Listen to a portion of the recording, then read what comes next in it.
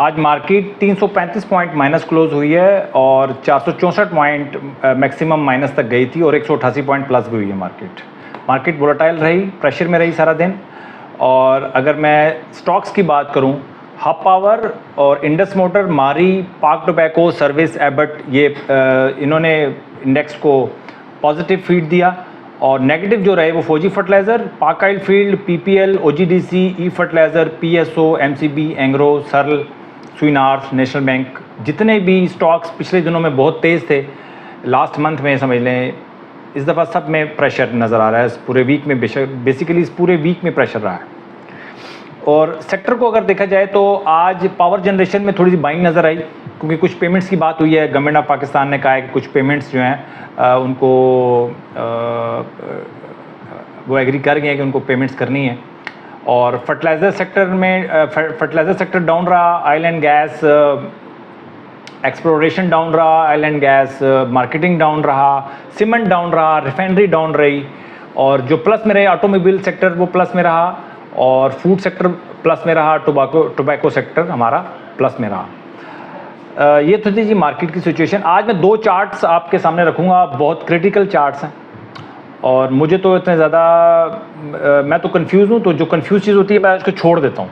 मैं ज़बरदस्ती नहीं करता, लेकिन अगर आप ज़बरदस्ती करना चाहते हैं उन चार्ट्स के साथ या उन स्टॉक्स के साथ, वो आपकी मर्ज़ी है। लेकिन मैं डिस्कस इसलिए कर रहा हूँ कि मुझे बहुत मुश्किल लगा, लेकिन मैंने कहा डिस्कस करते हैं, मैं अपना रिव्यू आपको देता हूँ। सबसे पहले है जी लॉट केमिकल। लॉट केमिकल में मैंने बहुत लाइनें लगाई हुई हैं, उसके पीछे एक रीज़न है, मजबूरी है मुझे लाइंस लगाना, ठीक है। लेकिन उस लाइन से पहले अगर मैं इसको मैं अगर होल्ड करें, मैं आपको एक सिंपल चार्ट भी दिखा देता हूँ। और सिंपल चार्ट के अंदर मैं आपको लॉट केमिकल का मैं एक सिंपल, क्योंकि उसमें मैं लाइंस लगाई हुई, फिर टाइम लग जाएगा, इसलिए मैं अलग खोल लेता हूँ। अच्छा, ये देखें लॉट केमिकल का ये एक सिंपल चार्ट है। ये देखें कैसे इसने, ये देखें ये एक मंदी चल रही थी, मंदी चलने के बाद आप ये देखें ये सीधा आप चलना शुरू हो गया, ठीक है। अच्छा सॉरी, मैं इससे पहले मैं आपके वो जो राइजिंग एंड शाइनिंग स्टॉक्स है हमारी जो कैटेगरी है वो मैंने डिस्कस नहीं की, इसी वजह से मैं लॉट केमिकल पे आया हूँ। तो सबसे पहले मैं वो डिस्कस कर लेता हूँ आपसे, उसके बाद फिर मैं चार्ट्स पे आता हूँ। सबसे पहले ये देखें कैटेगरी ए प्लस में जो मेरे पास आइटम आज आ रहे हैं, IBFL और इंडस मोटर। बाकी आज कोई ए प्लस में कैटेगरी कोई स्टॉक आया ही नहीं है, ठीक है। मैं बार बार कहता हूँ कि जब भी मार्केट गिरेगी, क्रैश होगी मार्केट, तो मेरी कैटेगरी ए और ए प्लस में तो स्टॉक्स वैसे ही ख़त्म हो जाएंगे, आपको एंट्री मिला नहीं करेगी। इसका मतलब है कि आपके पैसे बच जाएंगे, आपको फजूल इंटर होने से ये रिपोर्ट बचा लेगी आपको, ठीक है। इसके अलावा जो कैटेगरी ए प्लस में है, AGP, ISL, मरी ब्रूरी, क्वार्ट cement, NCPL, KTML, PSX, Lotte chemical, Abbott और EFUG। अब देखें लॉट केमिकल बहुत दिनों से मेरे पास कैटेगरी ए में आ रहा था, डेली आज मैंने कहा यार लॉट केमिकल में देखता हूँ उसका चार्ट, और जब मैं चार्ट पे गया तो अब मैं चाहता हूँ चार्ट पे, ठीक है। मैं आपको बताऊँ असल में बैक स्टोरी क्या थी। बैक एंड पे लॉट केमिकल में काफ़ी दिनों से देख रहा हूँ यार कैटेगरी ए प्लस में आ रहा है, मैं इसका चार्ट नहीं देख रहा था। आज मैं चला गया चार्ट में गया तो मैं हो गया परेशानी की वजह यह है कि मुझे बहुत मुश्किल लगा इसको बयान करना। मैंने कहा यार इसकी मैं क्या वीडियो बनाऊँ, बहुत मुश्किल है इसकी वीडियो बनाना। एक तो काफ़ी दिनों से ये बढ़ता जा रहा है, ठीक है। ये आप नज़र आ रहा होगा आपको इसका डायरेक्शन के, एक डाउनवर्ड ट्रेंड के बाद ये ऊपर चलना शुरू हो गया। अच्छा, अब ऊपर जब चलना शुरू हुआ तो लोगों को इतराज़ होगा कि भाई यहाँ पर लोगों ने बाइंग करनी है। ये लोगों का सारी ज़िंदगी वो ढूंढते रहते हैं कि यार किसी इस लेवल के ऊपर मैं किसी तरह बाइंग कर लूँ। भाई हमने बॉटम नहीं ढूंढ सकते। आप अगर आप बॉटम ढूंढने जाएंगे, एक आध कोई बॉटम मिल जाएगा, इसके अलावा आपको सारी ज़िंदगी ख्वारी में गुजरेगी आपकी, ठीक है। ये बेहतरीन मिसाल है, ये इसलिए मैंने आपके सामने ये लॉट केमिकल का चार्ट जो है वो आपके सामने रखा है मैंने। अच्छा, वैसे देखें चार्ट कितना अच्छा जा रहा है, लेकिन जब मैं अब रीज़न ढूंढने जाता हूँ बाइंग करने की, जो मेरी जो रीज़न है कि यार मैं इसको बाइंग करनी है, मेरा रीज़न ढूंढता हूँ, मैं जाता हूँ चार्ट पे जिसके ऊपर मैंने लाइंस लगाई हैं। सबसे पहले अच्छा इसकी मैं अगर मैं लाइंस अच्छा, सबसे पहले तो आप ये देखें कि लॉट केमिकल, अच्छा ये देखें 200 की मूविंग एवरेज से नीचे काम कर रहा है। सबसे बड़ा मसला मेरे लिए 200 की मूविंग एवरेज से नीचे काम कर रहा है। मैं किसी ऐसे स्टॉक में काम नहीं करता जो 200 की मूविंग एवरेज से नीचे काम कर रहा हूँ। अब ये 200 की मूविंग एवरेज से नीचे टोटल काम कर रहा है, ठीक है। अब लोग कहेंगे कमेंट में आके कि भाई 200 की मूविंग एवरेज से नीचे कहाँ जा रहा है, तो ऊपर तो जा रहा है ना। ओ भाई ऊपर तो जा रहा है, लेकिन आप ये देखें मुझे इसने बचाया कितना है।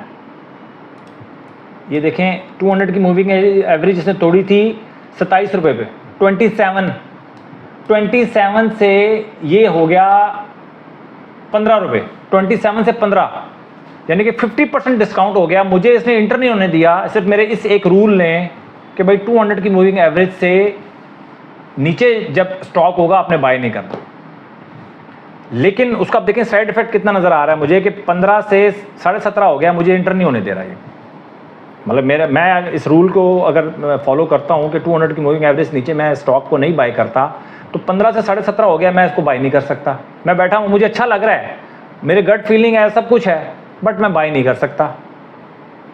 अब थोड़े अरसे के बाद तो इसका जो पैटर्न है कैंडल, जो पैटर्न भी अच्छा हो जाएगा। 18 रुपये के बाद तो पैटर्न भी अच्छा हो जाएगा, फिर और मसला होगा। तो ये मैं आपको बता रहा हूँ कि आपके जो रूल होते हैं वो आपको तहम्मुल सिखाते हैं। अब मैं जब इसका मैंने चार्ट देखा मैं परेशान हो गया, मैंने कहा यार क्या करूं क्या बताऊं, लेकिन मैंने कहा नहीं डिस्कस करते हैं, कुछ भी होगा जैसा मैसा होगा मैं डिस्कस करता हूं आपसे, ठीक है। थोड़ा सा कम्प्लेक्स भी हो सकता है बट हम डिस्कस करेंगे इसको। अच्छा, उसके बाद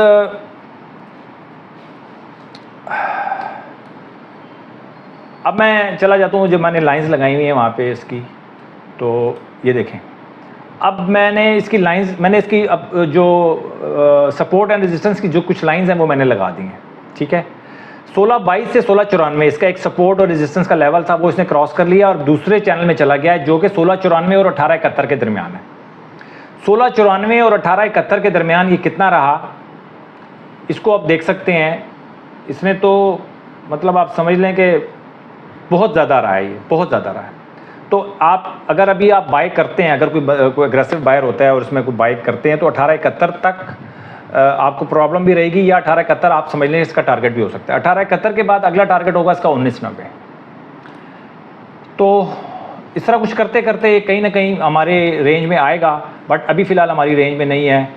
ऐसे मुश्किल चार्ट भी कभी कभी आपके सामने आ जाते हैं। और अगर आपने फिर भी लॉट केमिकल में काम करना है, देखिए मैं आपको बताऊं, अगर फर्स्ट करें आपने डेली चार्ट देखा और लॉट केमिकल में आपने कहा आपने काम करना ही करना, तो फिर आपको अपना टाइम फ्रेम डाउन करना पड़ेगा। आपको पहले 15 मिनट में काम करना पड़ेगा इसमें, या 30 मिनट के ऊपर 30 मिनट टाइम फ्रेम पे जाके आप काम करेंगे, वहाँ पर जाके आपके सारे रूल पूरे होंगे तो उसमें आप काम कर सकते हैं। लेकिन मेरा एक रूल ये भी है कि आप जिस टाइम फ्रेम में काम कर रहे हैं अपने आप को टाइम फ्रेम चेंज ना करें, नीचे जाएँ, कभी नीचे जा रहे हैं कभी ऊपर जा रहे हैं, वो भी ना करें, उससे भी आप बड़े कन्फ्यूज़ होते हैं।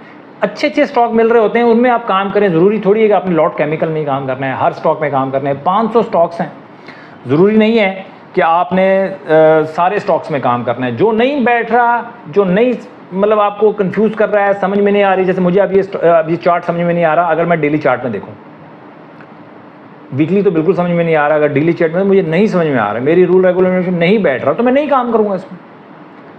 ज़्यादा ज़्यादा एक स्टॉक निकल जाएगा, क्या फ़र्क पड़ता है इससे, ठीक है जी। वीडियो लंबी हो गई है, लेकिन मकसद मेरा है कि आपको समझ में आना। तो वीडियो लंबी हो गई है, मैं परेशान तो हूँ, और लेकिन दूसरा हमारा जो चार्ट है उसको हम डिस्कस करते हैं। दूसरा चार्ट हम डिस्कस करेंगे अभी हम PRL। ये बड़ा इंपॉर्टेंट था आज डिस्कस करना, बहुत इंपॉर्टेंट था, इसलिए मैंने डिस्कस भी कर रहा हूँ। PRL देखें, कल मैंने उसकी बड़ी तारीफ़ की PRL की, और PRL कल हमारे A+ में भी आया था, और आज ये 10% समझ लें कि अपना 10% इसने डिस्काउंट पे चला गया आज, इसलिए गिर गया आज, ठीक है। और 2 रुपये 57 पैसे डाउन हुआ है, और लोग भी इसमें फंसे भी होंगे। अब आपको सिर्फ ये चार्ट दिखाने का मकसद सिर्फ ये है, देखिए मेरे हर चार्ट को दिखाने का एक मकसद होता है, वो उस मकसद को पकड़ा करें। मकसद ये है कि मैंने आपको कहा था इसका जब भी कोई कैंडल क्लोज होती है डेली चार्ट के ऊपर या वीकली चार्ट के ऊपर, कहीं पर भी वीकली टाइम फ्रेम पे, डेली टाइम फ्रेम पे, किसी भी टाइम फ्रेम पे आप काम कर रहे हो, तो आपने एक्शन जो आपका एक्शन जो होती है ना कैंडल उसके हाई के ऊपर काम करना होता है, हाई के ऊपर बाय करना होता है, हाई के ऊपर बाय करना होता है, ठीक है। तो कल ये हमारी ये कैंडल थी जिसके ऊपर हमने, जिसके हाई के ऊपर काम करना था। देखिए हाई तो लगा ही नहीं, बहुत नीचे आप समझ लें कि ये ओपन हुआ, उस हाई से बहुत नीचे ओपन हो और हाई क्रॉस नहीं हुआ। हाँ, अगर हाई क्रॉस होता फिर हम रिसीव हो सकते थे उसके अंदर, बट हाई क्रॉस नहीं हुआ तो आपने इसमें बाइंग नहीं करनी थी। अगर आपने बाइंग की है तो आपने रूल को, बेसिक रूल को तोड़ दिया, बेसिक रूल ब्रेक कर दिया है, बाईपास कर दिया है। जब भी आप बेसिक चीज़ों को बाईपास करेंगे और अपने रूल को ब्रेक करेंगे, नुकसान आप वहाँ पर उठाएंगे। वैसे भी नुकसान होता है, लेकिन जो आपको नफसियाती तौर पे जो हिट करता है ना, वो जब आप ऐसी गलती करते हैं कि जो नहीं करनी चाहिए थी, वो जब आप गलती करते हैं ना, तो वहाँ पर आप नफसियाती तौर पर डिस्टर्ब भी हो जाते हैं, ठीक है। तो पाक रिफाइनरी कल अच्छा क्लोज हुआ, बट आज के हाई के ऊपर उसको बाइंग बनती थी। आज का हाई क्रॉस नहीं हुआ, आपकी बाइंग नहीं बनती थी, आप बच गए अगर आप ये रूल फॉलो कर रहे थे, ठीक है जी। और बस मैं, ये दो चार्ट थे, बड़े डिफरेंट थे और बड़े मुश्किल चार्ट थे। मैंने कहा आपसे डिस्कस करना ज़रूरी है, पीआरएल डिस्कस करना ज़रूरी है। देखें, अपनी तारीफ़ वाला जो मौका होता है कोई जाने नहीं देता, लेकिन मैं कोशिश करता हूँ कि अगर कोई A+ में चला गया, वो अपनी अच्छी परफॉर्मेंस दिखा रहा है, मैं बहुत ज़्यादा उसका चर्चा नहीं करता, बहुत ज़्यादा क्या उसका मैं चर्चा नहीं करता। लेकिन जो इस तरह का स्टॉक जो रिबाउंड होता है, जिसका रिएक्शन, नेगेटिव रिएक्शन आता है, वो मैं लाजमी डिस्कस करता हूँ ताकि आपको सीखने का मौका मिले। मेरा चैनल चले ना चले, मेरे सब्सक्राइबर बढ़ते हैं नहीं बढ़ते, लेकिन मुझे अपनी बेसिक से नहीं हटना, अपनी ऑनेस्टी से नहीं हटना, ठीक है। आपने भी सीखना है, ऑनेस्टी के साथ सीखना है, और बस सीखना है आपने। अगर आप वैसे ही कुछ टिप्स के चक्रों में अगर आते हैं या कुछ शॉर्टकट के चक्रों में आते हैं, तो मेरा मकसद पूरा नहीं हो रहा। आपका मकसद तो शायद पूरा हो जाए, कहीं ना कहीं आपको कुछ शॉर्टकट भी चीज़ें मिल जाती हैं, बट मेरा जो मकसद है वो पूरा नहीं होगा। अपना बहुत ख्याल रखना है, अपने इन्वेस्टमेंट का ख्याल रखना है। मार्केट बहुत वोलेटाइल है, और वोलेटाइल मार्केट आपको हिट नहीं करनी चाहिए, ना ही अगर क्रैश आता है मार्केट का इसके बाद, तब भी आपको हिट नहीं होना चाहिए। मार्केट जहाँ से अगर परफॉर्म करती है तो आपका पोर्टफोलियो भी परफॉर्म करना चाहिए। ये सारे मकासद हैं इस चैनल को बनाने के। अपना बहुत ख्याल रखें।